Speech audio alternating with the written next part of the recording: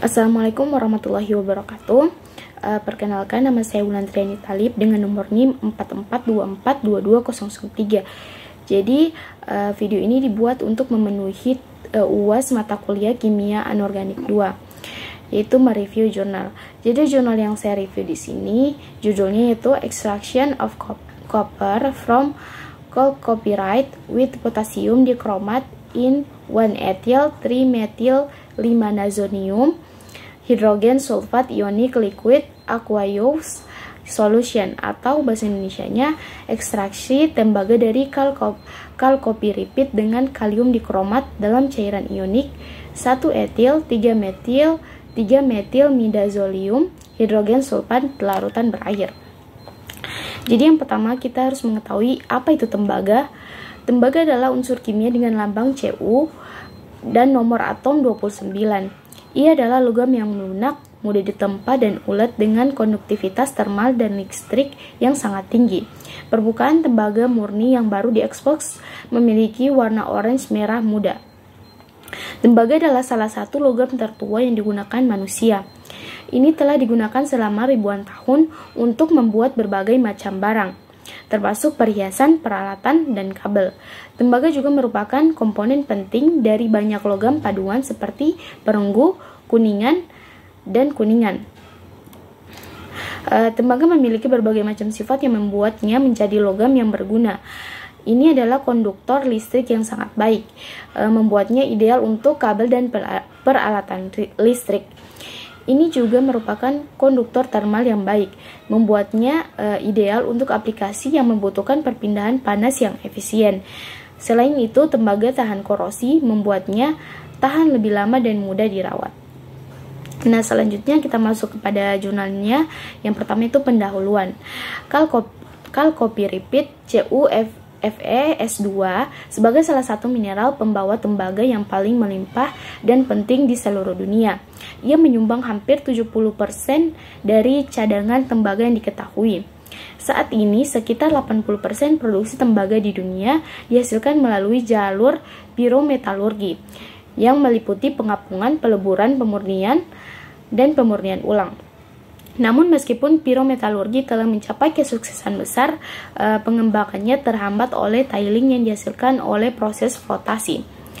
Sekitar 151 ton untuk setiap ton tembaga. Penurunan kadar tembaga dan emisi sulfur dioksida. Dalam konteks ini, proses hidrometalurgi telah mendapat perhatian luas sebagai proses yang efektif dan efisien. Metode ekstraksi tembaga dari chalcopyrite yang ramah lingkungan, yang terdiri dari pelindian, ekstraksi pelarut, dan elektropenghilangan. Baik, selanjutnya kita masuk pada bahan baku yang digunakan dalam jurnal ini, yaitu mineral chalcopyrite yang digunakan dalam penelitian ini diperoleh dari tambang tembaga Dongchuan, Yunnan di Cina. Mineral tersebut digiling dan diayak kering menjadi beberapa fraksi ukuran. Selanjutnya digunakan juga kalium dikromat, itu dalam reaksi analitik dan tanpa pemurnian lebih lanjut. Selanjutnya juga menggunakan air suling untuk membuat semua larutan yang diperlukan. Selanjutnya proses karakterisasi. Cairan hasil pelindian diambil dan dianalisis dengan spektrofotometri serapan atom untuk menentukan tembaga terlarut. Investigasi mikroskop elektron pemindaian terhadap konsentrasi chalcopyrite dan residu dilakukan dengan menggunakan tes scan Vegas SBH yang dilengkapi dengan detektor sinar X yang menyebar energi. Komposisi mineralogi konsentras dan residu ditentukan dengan menggunakan Rigaku Ultima. Konsentrat adalah chalcopyrite dengan sedikit pengotor kuarsa dan unsur sulfur serta pirit menggunakan proses reaksi padat. Menyiratkan bahwa cairan ionik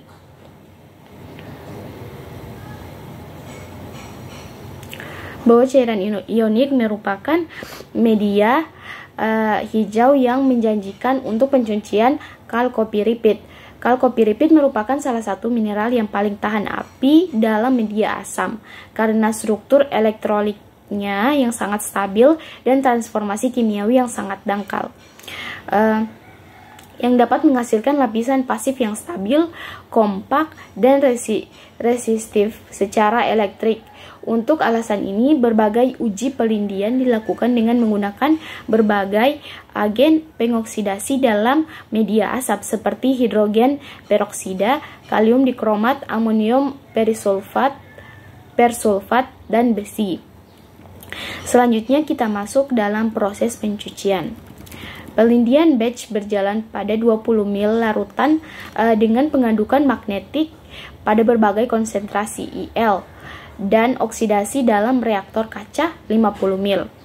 Suhu di dalam reaktor dipertahankan dengan penanas air yang dikontrol dengan termokopel dan sensitivitas plus minus 0,5 derajat Celcius sebanyak 0,2 gram biji yang telah dihancurkan. Selanjutnya ditambahkan pada saat mencapai kondisi pelindian. Kemudian suhu dan agitasi dijaga agar tetap konstan. Larutan pelindian diambil untuk menentukan kandungan tembaga dengan AAS setelah waktu pelindian yang ditentukan. Residu pelindian disaring, dicuci, dikumpulkan untuk karakteristik yang lebih lanjut.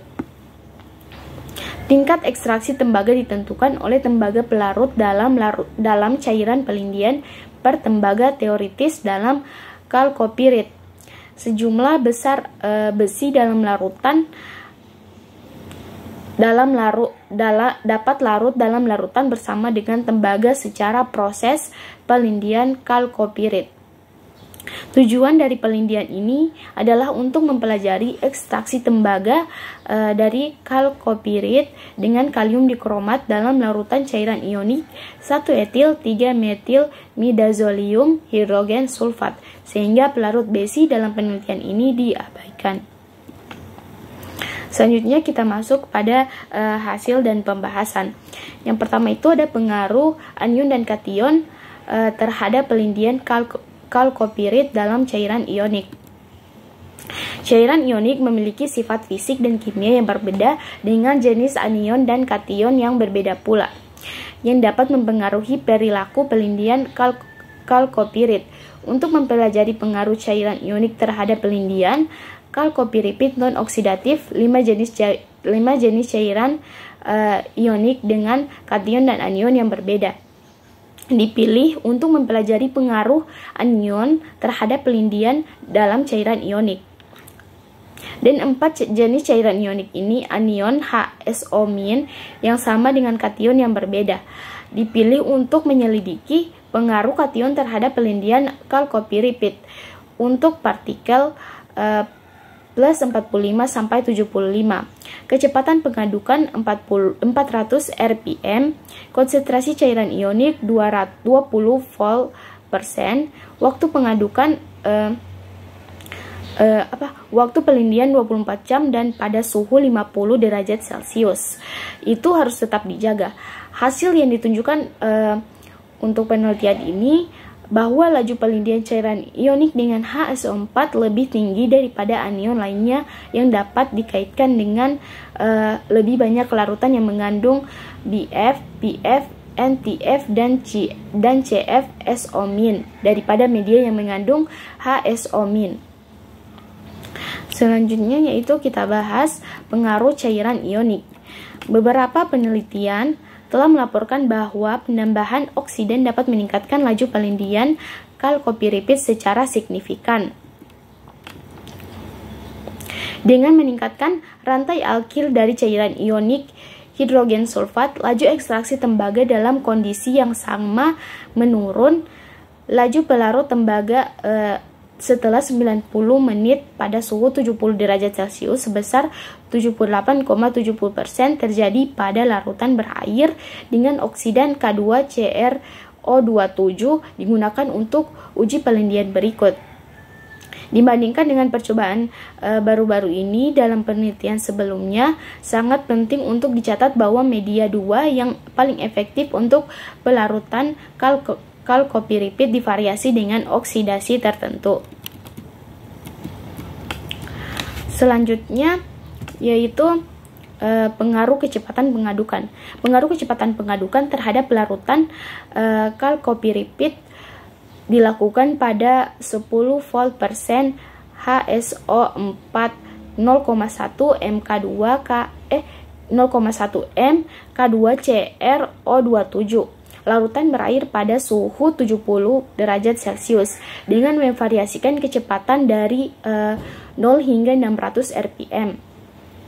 Pelarut tembaga meningkat sebagai respons terhadap peningkatan kecepatan pengadukan dari 0 hingga 200 rpm dengan partikel kalkopiripid terhadap beberapa dalam suspensi, tetapi laju pelarut kalkopiripid lebih rendah pada kecepatan 400 hingga 600 rpm daripada 200 rpm karena sebagian partikel kalkopiripid melekat pada dinding reaktor dan tidak teraduk secara homogen yang sesuai dengan penelitian sebelumnya. Selanjutnya ada faktor pengaruh suhu. Percobaan ketergantungan suhu 30, 40, 50, 60, dan 70 derajat Celcius untuk pelindian kalkopiripid diselidiki dalam 10 volt per sen. Larutan berair dapat ditampilkan pada gambar ini dengan jelas menunjukkan bahwa laju pelindian kalkopiripid sangat bergantung pada suhu dan nilai ekstraksi akhir meningkat pesat dari 46,5 menjadi 78,7%. Dengan meningkatnya suhu dari 30 menjadi 70 derajat Celcius, ketergantungan yang tinggi terhadap suhu ini serupa dengan hasil pelindian kalkopiripid yang dilaporkan oleh penelitian sebelumnya. Selanjutnya ada pengaruh konsentrasi K2CrO27.